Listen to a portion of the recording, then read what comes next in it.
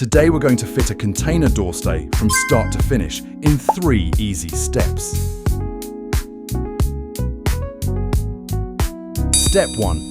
After removing the packaging, open the bracket out and slide it behind the door frame.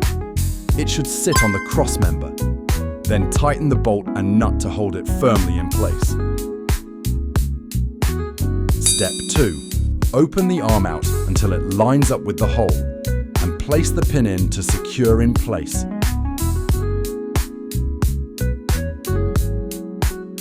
Step 3. Wrap the bungee cords around the door and clip it under tension wherever suitable.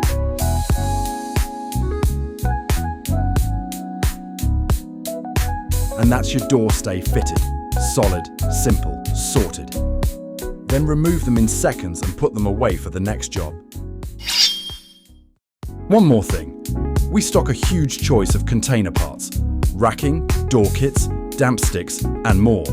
Check it all out at universal-containers.com. See you again.